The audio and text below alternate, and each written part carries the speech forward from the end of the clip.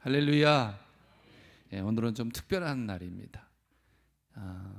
위에 은퇴식 및 제사기 제자반. 근데 은퇴하면 보통은 그래요. 아이고 다 끝났구나. 이제 내 인생 끝났네. 이렇게 생각하시죠? 아니죠. 예, 절대 그렇지 않아요. 새로운 출발입니다. 예, 우리 사람이 정해놓은 것은 우리가 범할 수 없으나 우린 나이에 상관없이 살잖아요. 또 하나님이 주신 시간 안에서 새로운 출발이 여러분에게 있습니다. 특별히 우리 교회는 더 그렇습니다. 뭐 은퇴식 했다고 해서 뭐 일 뒤로 미루느냐, 그렇지 않아요. 열심히 애쓰고 수고하고 또 노력하는 그런 분들이 너무 많아 제가 목회하는데 너무 기쁘고 감사합니다. 사실은 오늘 이 말씀을 준비한 것은 오늘 은퇴식 취임식에 또 임하는 우리 권사님들, 집사님들과 또 뒤에서 이렇게 해주셨으면 좋겠다라고 하는 그런 바람을 가지고 말씀을 준비했다라는 것 기억해 주시면서 오늘도 이 시간이 새로운 시작이라는 것을 꼭 생각하시면서 들어주시고, 여러분들에게는 이 시간이 결단의 시간, 또 예수 그리스도 안에서의 성령 충만한 사람으로 살아가기를 그렇게 작정하는 그런 귀한 시간이 되었으면 좋겠습니다. 여러분에게 이 신앙이라고 하는 것은 어떤 겁니까? 이렇게 물어보고 시작할까요? 신앙은 어떤 겁니까? 신앙은 내가 살아갈 이유입니다. 믿으십니까? 신앙은 내가 살아가야 될 가치입니다. 믿으십니까? 예. 자, 여러분, 신앙은요, 이처럼 나에게 있어서 떠날 수 없는, 떠나보낼 수 없는 그러한 거예요. 귀한 거예요. 우리가 사람들이 살아가는 데 있어서 많은 것들이 필요하죠. 공간도 필요하고요, 시간도 필요하고, 또 우리가 왜 사느냐, 살아가는 데 있어서 가치도 필요합니다. 어려서부터 성장하고 사회의 구성원이 되고 가정을 이루고 또 살아가는 많은 그런 시간들이 있어요. 또 그런 삶을 살기 위해 애쓰고 노력합니다. 근데 우리가 그것으로 끝내는 사람들이 많아요. 그런데 우리 오늘 성경은 그리스도인들에게 그거와는 또 다른, 그것을 뛰어넘어서 우리가 믿음으로 기반한 우리의 삶이 있다라고 하는 것을 가르쳐 주고 있습니다. 오늘 귀한 말씀이 우리들에게는 다시 한번 큰 힘이 됐기를 소망합니다. 여러분, 하나님을 아는 방법이 있나요? 여러분에게 하나님을 아는 방법.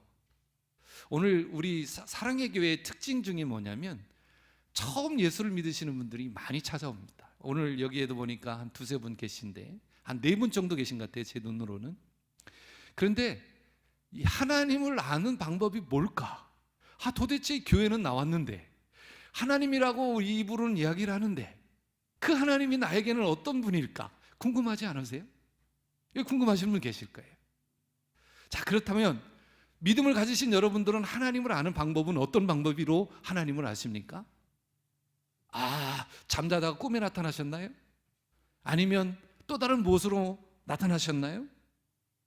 자, 성경은 아주 정확하게 하나님을 아는 방법에 대해서 설명하고 있는데 요한복음 14장 6절에 그 답을 설명합니다. 같이 한번 읽어보겠습니다. 시작.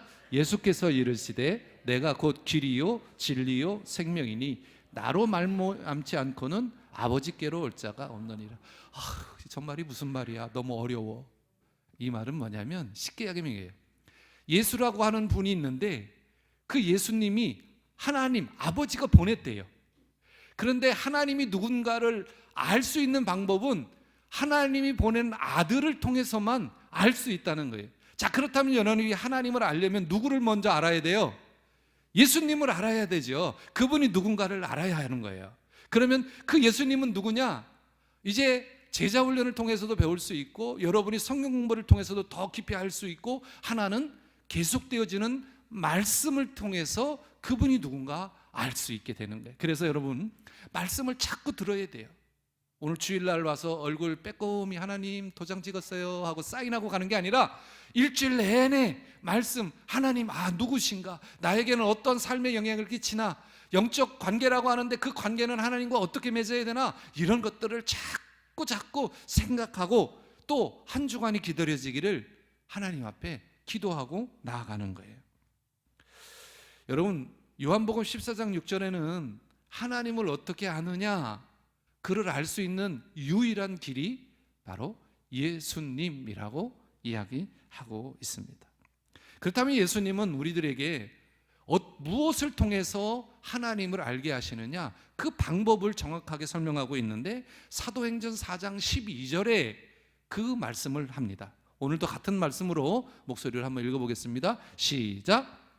다른 이로서는 구원을 받을 수 없나니 천하 사람 중에 구원을 받을 만한 다른 이름을 우리에게 주신 일이 없음이라 하였더라. 다른 이로서는 구원을 받을 수 없다. 이 말은 오직 나 한 사람으로 인해서 구원을 받는다. 자, 그러면 구원은 뭐냐? 구원은 우리가 어떤 문제가 있었다는 거예요. 그 문제가 뭐예요? 하나님께 나아갈 수 없는 문제예요. 하나님께 나아갈 수 없는 문제는 뭐냐? 죄라고 하는 것 때문에 하나님께 나아갈 수 없다라는 거예요. 그러면 누군가가 와서 우리를 구해 줘야 되잖아요. 그분이 예수님이라는 거예요. 이 구원은 하나님의 선물을 예수 그리스도를 통해서 우리에게 주셨다는 거예요. 그래서 우리가 대림절, 대강절 이렇게 이야기하는 게 뭐냐면 이제 4주가 지나면 그분이 오신다는 거예요. 성경으로 사실로 우리에게 오셔서 우리들에게 하나님도 알게 하시고 구원의 그 선물도 주신다라는 겁니다. 자, 왜 이게 중요하냐라는 거예요. 그냥 중요하기만 하면 끝나는 거냐? 아니요. 그럼 어떻게 해야 할까요? 우리 삶에서 그것을 살아내야 하는 겁니다. 말씀드렸듯이 우리가 살아가는데 필요한 것이 시간과 공간과 가치 혹은 여러 가지의 요소들이 있지만 더 중요한 것은 우리가 영적인 삶을 살아갈 때 누구 안에 있느냐라는 거예요. 누구 안에. 그분 안에 있어야 하나님도 알고 우리들의 문제를 해결해 주시고 십자가에 달려 죽으신 그 사랑을 안다라는 겁니다. 우리가 그분을 알아야 우리도 그분이 행한 삶을 살 수 있어요. 그리고 그분 안에 있을 때 우리들에게 어떤 유익이 있는가를 경험하게 됩니다. 사도 바울이 이런 삶을 뭐라고 이야기를 했냐면 헬라어로 엔 크리스토스라고, 이게 뭐냐면 영어로 따지면 인 지저스라는 말이에요. 예수 안에 있을 때 우리가 이러한 삶을 살 수 있다. 세상에 살 때는 이런 게 아니다. 엔 크리스토스, 예수와 함께 할 때 우리는 행복할 수 있고 우리는 기쁨을 누릴 수 있고 자유를 누릴 수 있고 그분이 왜 우리에게 오셨는지를 알 수 있다라고 이야기를 하는 겁니다. 그러면서 사도 바울이 이 데살로니가 교회를 향해서 영적으로 권면하는 세 가지를 오늘 설명하고 있습니다. 16절에 기뻐하라. 어떻게? 항상. 두 번째, 기도하라. 쉬지 말고. 세 번째, 감사하라. 범사에. 자, 여러분 보세요. 항상, 쉬지 말고, 범사에. 이것은 어떤 의미예요? 같은 의미예요. 세 가지가. 우리의 삶에서 항상 범사에 쉬지 말고 늘 이런 삶을 살아라 한다라는 겁니다. 그러니까 영적인 생활이 사실 쉽진 않아요. 늘 그분을 알기 위해서, 그분의 뜻이 무엇인가를 알기 위해서 늘 애써야 한다라는 겁니다. 특별히 이 일을 하는 사람들을 보면 좀 뭐라고 할까요? 바보스럽기도 해요. 열심히 사는 사람들 보면 어떻게 보면 참 태평성대한 것처럼 낙천주의자처럼 보이기도 합니다. 자신이 할 수 없는 것까지도 인정하고 고백하는 사람들 보면 뭐 저 사람 정신이 이상하게 된 거 아니야? 이런 생각을 할 수도 있습니다. 그런데 여러분, 하나님이 보실 때는, 하나님이 그 사람을 보실 때는 어떠한 조건과 어떠한 상황 속에서도 쉬지 말고 기도하고 항상 기뻐하고 범사에 감사하는 그 삶을 살아가는 사람을 우리 하나님은 인정하신다라는 겁니다. 여러분, 기도하는 게 사실 쉽진 않습니다. 항상 기뻐하는 것도 쉽지 않아요. 여기에서 항상 기뻐하는 거라고 이야기하는 것은 우리 삶을, 모든 삶을 이야기하는 겁니다. 여러분, 항상 기쁜 일만 있어요? 살다 보면 불행한 일도 있고요, 어려운 일도 있고요, 괴로운 일도 있어요, 곤란한 일도 있어요. 그런데 이런 일들조차도 기뻐할 수 있는 사람, 엔 크리스토스, 예수 안에 있는 사람의 성품이자 삶의 모습이라 할 수 있습니다. 세상의 사람들은 기쁘지 않은 일을 기뻐하지 않습니다. 나에게 유익이 안 되는 일은 외면하죠. 왜요? 굳이 내가 그것을 뭐로 해요? 내 옷이 깨끗한데 굳이 내 옷에 똥을 묻혀서 더럽힐 일이 있습니까? 그렇지 않아요. 세상의 사람들은 그냥 굳이 싫은 건 싫다고 이야기합니다. 그런데 성도는 어떻습니까? 때로 굳은 일이든 힘든 일이든 쉬운 일이든 어려운 일이든 그 일을 감사하면서 그 일을 한다라는 거예요. 왜 그러시죠? 그 일을 주관하시는 분이 내가 아니라 하나님이시기 때문에 그 하나님을 믿고 나아가는 것이라 할 수 있습니다. 그러면 왜 우리들에게 바울이 쉬지 말고 기도하라라는 말을 했을까?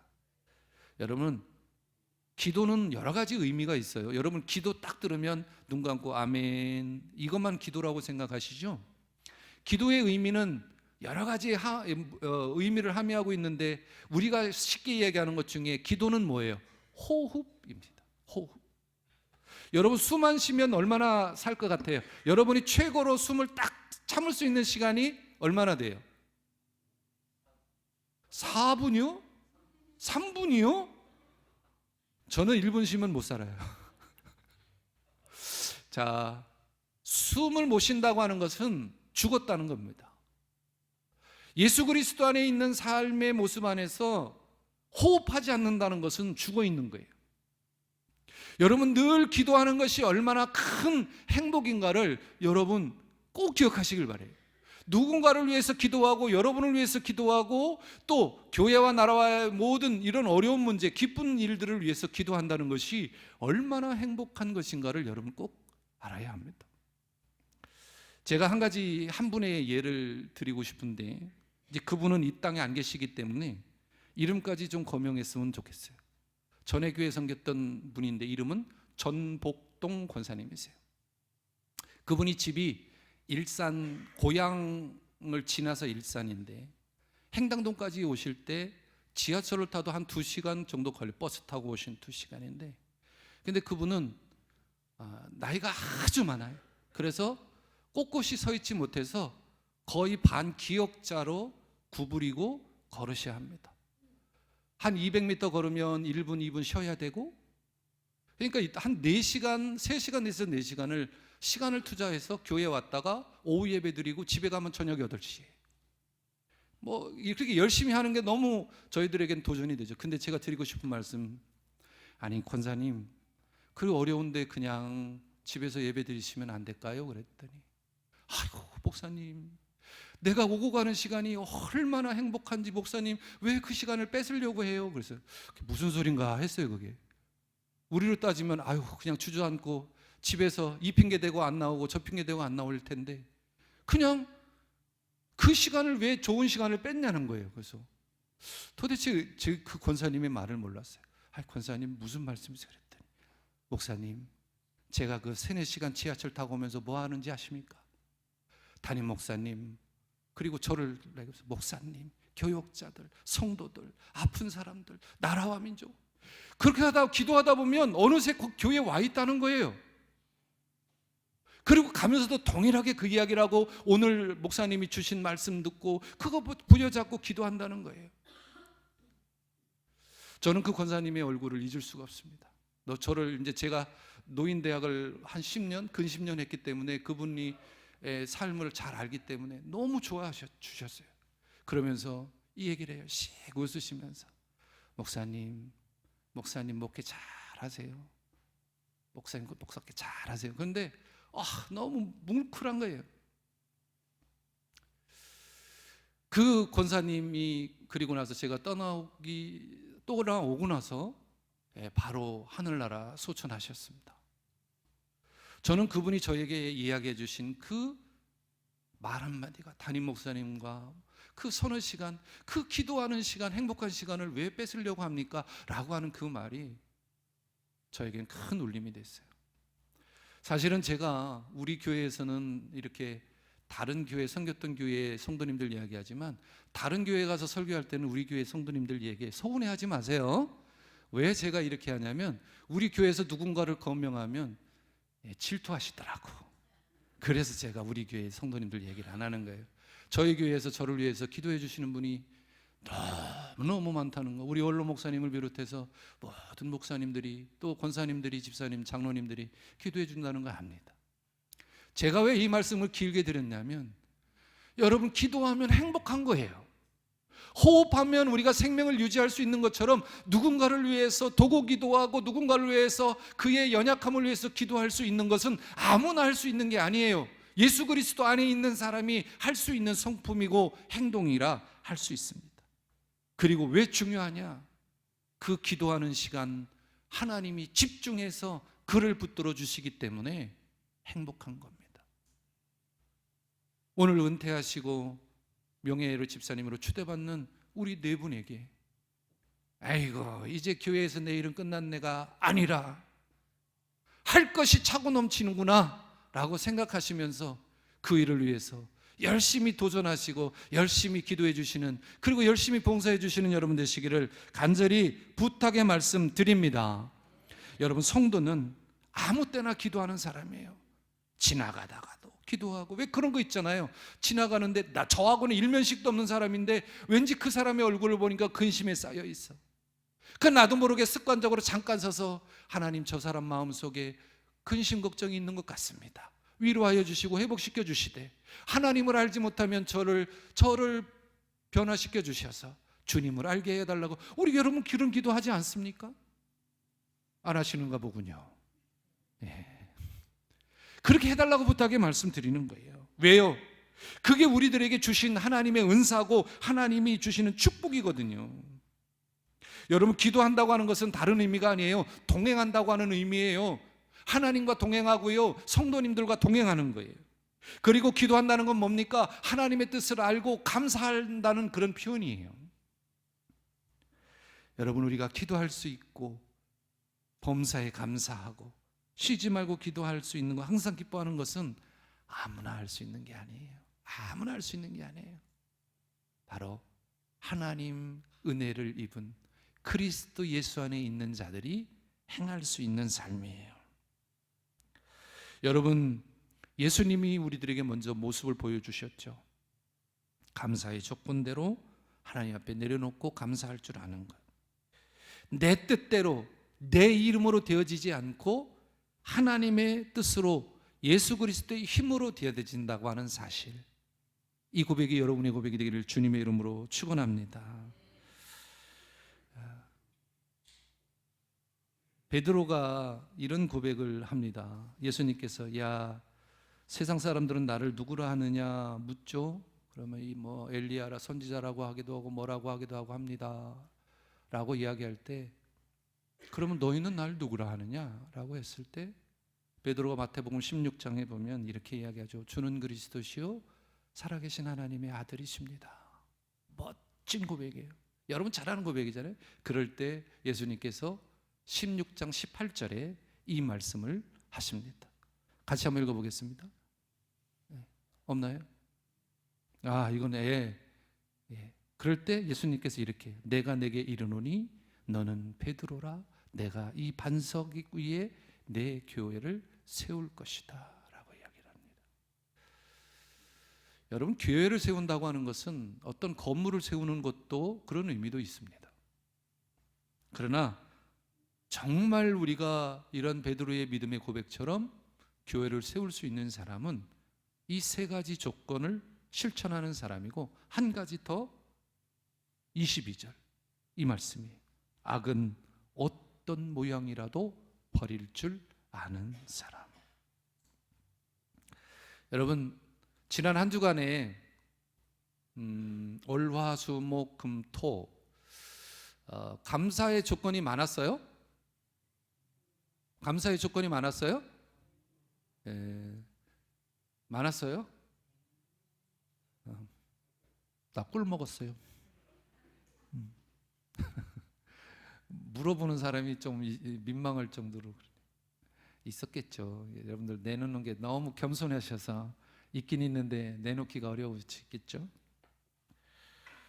여러분, 감사하는 마음이 생기는 것은 우리가 너무 흔한 것처럼 생겨지지만 그렇지 않아요. 감사할 수 있는 사람은 이 마음에 어떤 것을 많은 걸 취해서 그것을 베풀어서 주는 그런 것이 감사의 마음이 아니라 늘 주 안에 있는 것이 감사하고, 특별히 주의 영으로 내 안에 계신 성령님을 의지하고 그분의 말씀대로 살아갈 때 감사의 조건이 생기는 거고요. 있든 없든 중요하지 않아요. 그건 중요하지 않고 여러분의 삶에 그렇게 감사한 마음으로 살아가게 됩니다. 근데 불편한 사람, 이렇게 반대의 사람들은 어때요? 원망하고 불평합니다. 그래서 우리가 감사의 조건들을 내어놓고 살아야 하는 것이 바로 이러한 감사의 조건을 행해야 하기 때문에 그렇습니다. 성령의 역사를 인정하고 성령의 인도하심을 받는 사람에게 나타나는 공통적인 그러한 모습이 있는데 바로 성령 충만함이에요. 여러분, 성령 충만함이라고 하는 것은 날마다 우리에게 주시는 기쁨입니다. 우리가 예전에 목사님, 부흥 강사님들 물어보면 그 얘기를 했어요. 성령 충만하라고. 왜 이 마귀들한테 잡혀가지고 그게 헤매여서 질질 끌려다니냐고. 제 어렸을 때 기억도 바로 그런 설교를 많이 하셨어요. 왜 그렇게 강하게 성령 충만에 대해서 얘기했을까요? 우리 삶에서 필요하기 때문에, 너무나도 우리들이 살아갈 이유와 우리들이 살아가는 데 있어서 중요한 것이기 때문에 그렇습니다. 이 성령 충만한 사람은요, 내게 누군가가 꾸중을 하거나 질책할 때도 그것을 겸허히 받아들입니다. 그런데 그 반대의 경우는 뭐냐면 자기를 합리화하죠. 불평하고 상대방에게 원수처럼 대하고 해코지를 하려고 합니다. 우리 신앙인에게 있어서 가장 좋은 모습은 앞에 것도 해야 되지만 22절이에요. 악은 버리라는 거예요. 악과 같이 살면 결국은 우리 모든 것들은 다 썩을 수밖에 없다. 예수님을 닮아가기를 여러분 소망하십니까? 예수님 안에 살기를 원하십니까? 여러분의 이 믿음의 고백이 항상 늘 주 안에서, 믿는 믿음 안에서 이루어지기를 주님의 이름으로 축원합니다. 여러분, 신앙인들의 시간은 감사의 시간이에요. 이것은 우리의 육신이 끝나면 끝나는 것이 아니라 영원부터 영원까지 이루어지는 그런 시간이고요. 그 시간이 절정이 언제냐? 감사의 시간이 절정이 언제냐? 바로 다시 오실 재림의 시간의 절정입니다. 그때 오셔서 예수님 뭐라고 하실까요? 잘했어. 아이고, 우리 장로, 아무개 장로, 아무개 안수 집사, 아무개 권사, 아무개 집사, 아무개 성도, 야, 내가 너가 하는 일을 보면서 하늘에서 너무너무 감사했어, 고마웠어 라고 이야기하실 거예요. 여러분 모두가 하나님의 축복의 말씀을 듣기를 간절히 소망합니다. 그 절정을 이루기 위해서 우리가 그 기준을 누구에게 둬요? 슬기로운 다섯 처녀, 준비한 자들을 이야기를 하지 않습니까? 평강의 하나님이 친히 너희를 온전히 거룩하게 하시고, 23절, 너희의 온 영과 혼과 마음이 몸이 우리 주 예수 그리스도를 강림하실 때에 흠없게 보존되기를 원하노라 라고 이야기를 합니다. 원한대요. 누가? 주님이. 우리가 보존되기를 원하기 위해서 우리에게 누구를 보내주셨어요? 성령님을 보내주셨어요. 그럼 우리가 온전히 보존되기 위해서는 어떻게 해야 되느냐? 위에서 사도 바울이 권면하고 있는 이러한 영적인 생활을 지켜나가고 우리의 육신의 모습, 이것이 아니라 영적인 삶의 모습을 따라가기를 위해서 우리의 생각이 아닌, 우리의 의지가 아닌 하나님의 뜻을 이루신 예수님, 성령님을 보내주시고 그와 함께 할 때 이 모든 것들이 가능해진다고 하는 사실을 오늘 여러분은 결단하고 기억하시길 간절히 바랍니다. 우리 마음에는 무엇인가를 이렇게 누구에게 베풀면 허전하다라고 느낄 수도 있어요. 그런데 그 허전함 속에 우리 주님이 감사할 수 있는 조건들을 채워주신다는 사실을 꼭 기억하시길 바랍니다. 그것이 뭐냐면 평강이에요. 사랑하는 성도 여러분, 우리를 믿음으로 부르시고 하나님의 자녀가 되신 예수님께서 다시 오실 때 우리를 흠없는 생활을 할 수 있도록 도와주신다라고 이야기하고 있습니다. 사랑하는 성도 여러분, 누군가를 위해서 기도하시길 원하십니까? 그렇다면 멀리에서 찾지 마십시오. 내 옆에 있는, 나와 함께 있는 가족, 성도, 교회, 너무 많잖아요. 여러분들 우리 요람을 보면서 한 사람을 위해서 한 사람씩 기도하면 200분을 기도해요. 200분. 3618 3시간 동안을 기도할 수 있어요. 여러분의 기도의 사람이 되시기를 주님의 이름으로 축원합니다. 우리가 모든 것에 감사할 줄 아는 사람, 그것이 약간의 어려움이고 약간의 서운함이 있을 수 있고 많은 것들이 요소가 있을 수 있겠으나 그것마저도 감사할 수 있는, 모든 은혜에 감사하는 그런 저와 여러분이 되시기를 주님의 이름으로 축원합니다.